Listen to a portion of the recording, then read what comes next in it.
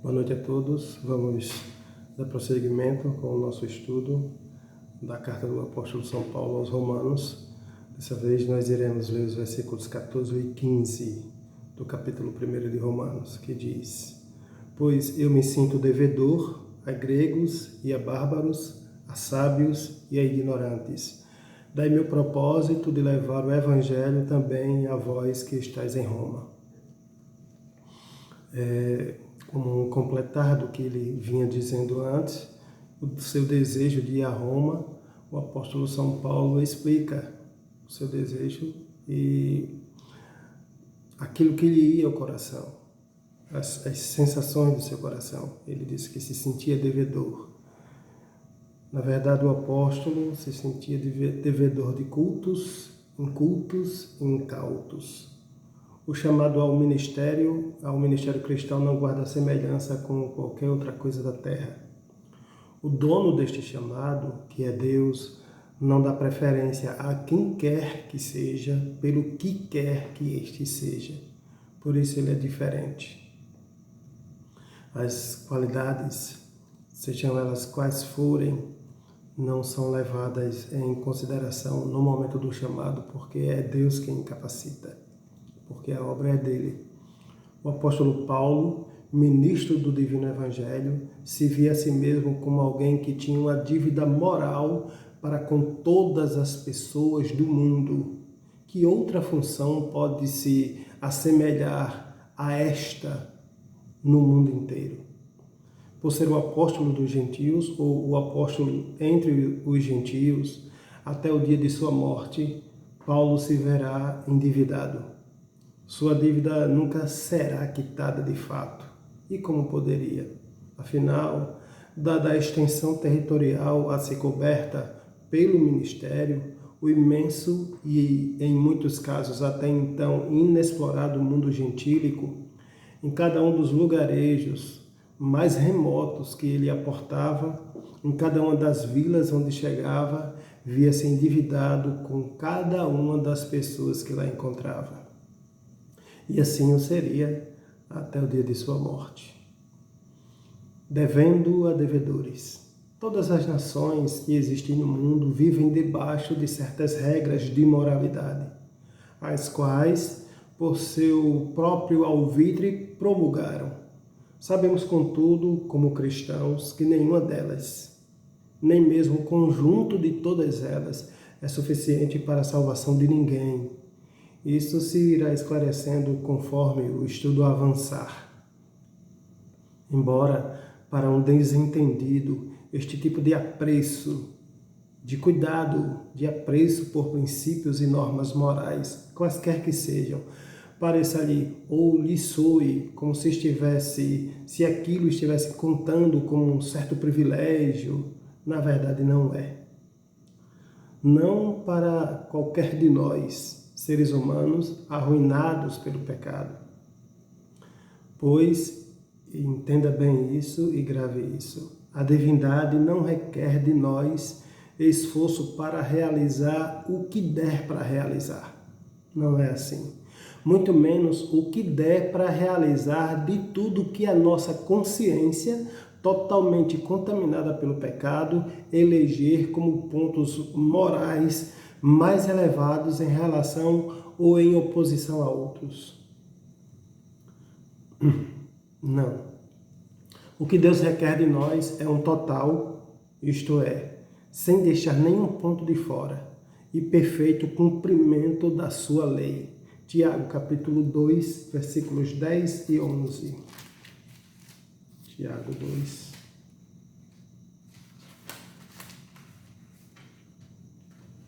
e 11 diz: Com efeito, aquele que guarda toda a lei, mas desobedece a um só ponto, torna-se culpado da transgressão da lei inteira. Pois aquele que disse, não cometerás adultério, também disse, não matarás. Portanto, se não cometes adultério, mas praticas um homicídio, tornas-te transgressor da lei. Então, o que Deus exige é uma obediência total, nada pode ficar de fora.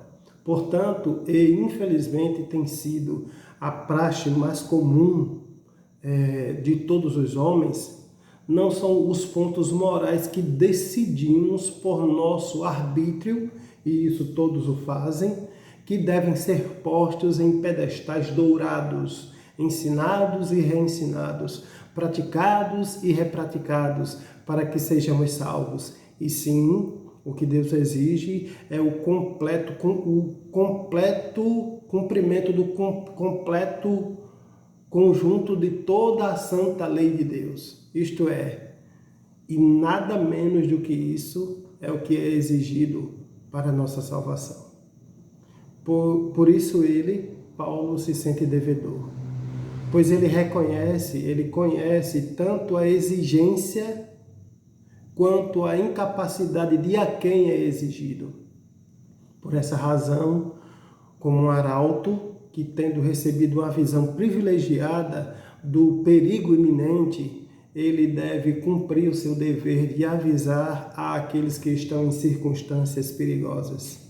Deve avisar a todos, gritar o mais alto que puder, implorar para que emendem os seus caminhos, Jeremias capítulo 7, versículo 3, e que creiam unicamente na palavra de Deus, pois nada do que possam fazer por si mesmos é suficiente para aplacar, atrasar ou estancar a ira que se avizinha.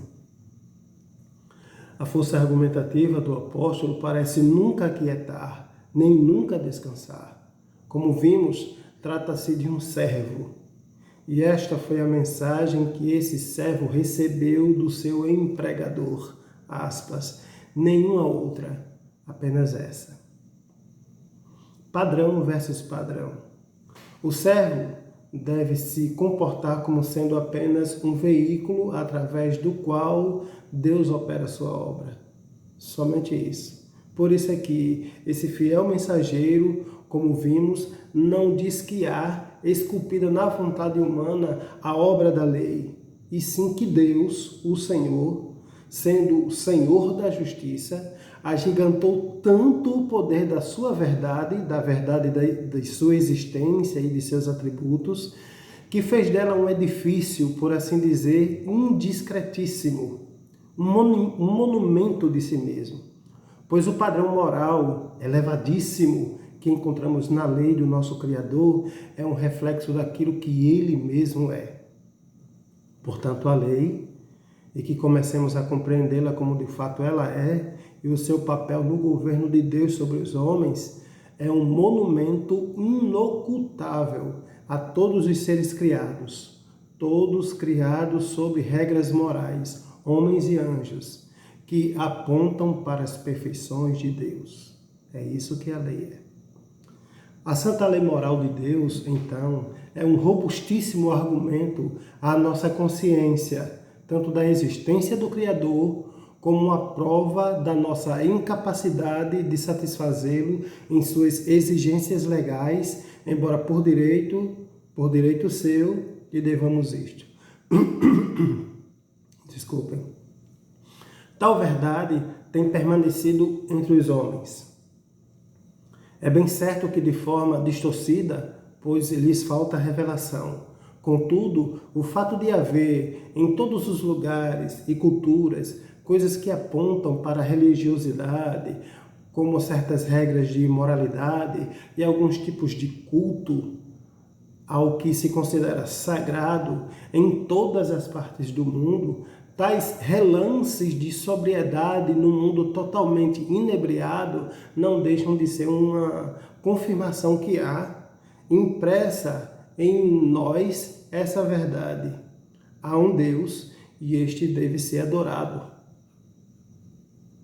Assenhoreados, cercados que estão pelo esplendor da verdade, então não há como fugir, embora o tentem, do incômodo de sua existência, permanência, indestrutibilidade e direito de pertencimento.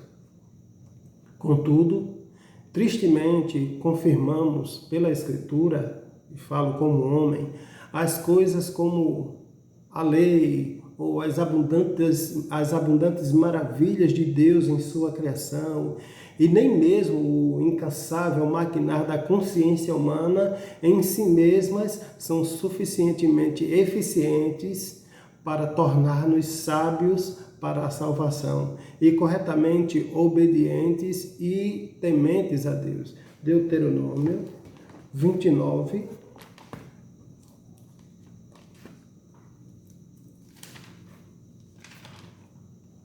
Deuteronômio 29, de 1 a 4.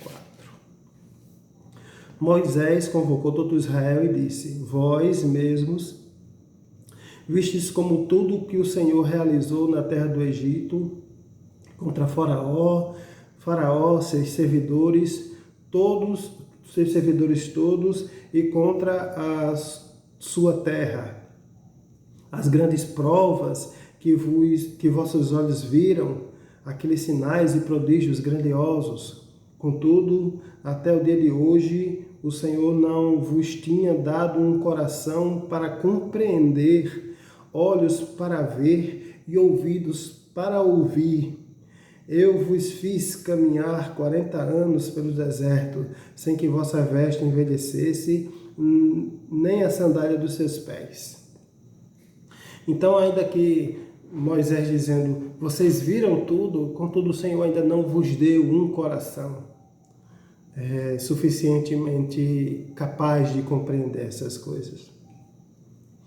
Com isso, comprovamos que Paulo aqui não está defendendo capacidade ou habilidade intrínsecas humanas para voltar-se para Deus, pois é evidente que a nossa vontade, se encontra completamente comprometida com o que lhe é oposto, com o que é oposto ao nosso Criador. Nossas leis civis, morais, por exemplo, não passam de mera tentativa humana de replicar aquilo que, de alguma forma, encontra-se em nossa consciência, mas sem revelação especial, homem algum sabe do fato do que se trata ou como proceder. Portanto, são condenáveis. Essas leis, essas decisões sobre o que é certo ou errado, nobre ou vergonhoso, nunca poderiam servir de esteio para nós, pois aqueles que as fazem, não a fazem como que para lhe agradar, para agradar a Deus, nossas leis, o que seria muito justo e nobre, mas para satisfazerem-se a si mesmos.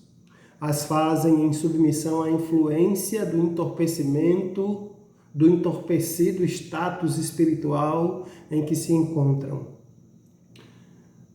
E por isso eles as camuflam, categorizam e reverenciam de acordo com o seu próprio tino.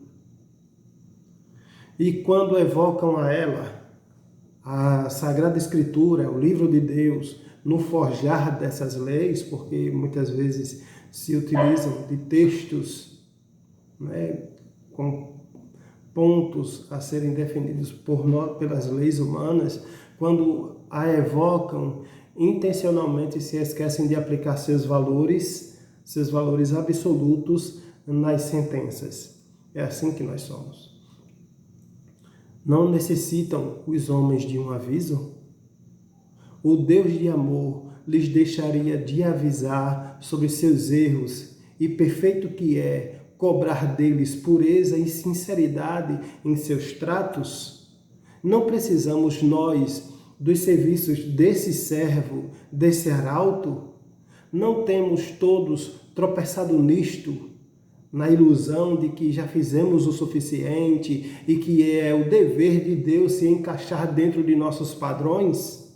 Sim, é exatamente isso que temos feito, forjando para nós um Deus que é infinitamente menos do que o grande Deus Jeová, para que nossas consciências durmam tranquilas, enquanto recalcitramos com rebeldia contra cada tio e cada jota encontrados em seus mandamentos. A consciência e sua obra. E falando em consciência, é bem provável que muitas vezes nos pareça que consciência não é uma propriedade comum de todos os homens, mas isto é um erro. Eu sei que você já ouviu alguém dizendo, parece que fulano de tal não tem consciência. A verdade é que, e porque isso foi dado aos seres humanos por Deus, mesmo o mais cruel dos homens, o mais impiedoso de todos, sofre com crises existenciais cruciantes devido à lei moral superior.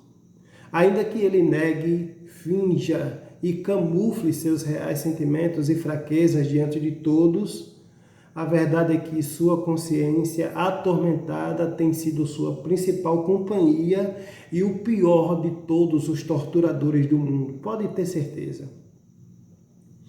Mas ela ainda não fez completamente o seu papel. Na eternidade ela completará a sua obra. E ainda que nessa vida não se veja sequer uma marca de qualquer espécie na sua pele, na pele do malvado, ainda que nessa vida nós não vejamos nenhuma marca em sua pele, a consciência de culpa do malfeitor será para ele mais dolorida que 1000 açoites diários. Pergunte a Judas.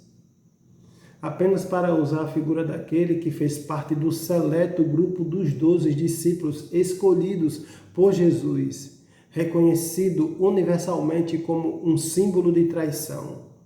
Por ele se pode ver claramente que a loucura e o suicídio sempre estão aos flertes com os perversos, por causa das suas consciências. Este mesmo princípio pode ser visto, replicado várias vezes na história humana. Esse é o retrato de cada homem e mulher na face da terra, sempre achando que já fizeram o suficiente ou buscando ajuda em outras criaturas, como eles mesmos ou como elas mesmas, demonstrando aos outros uma segurança que não possuem de fato. Por isso, a dívida impagável do apóstolo São Paulo.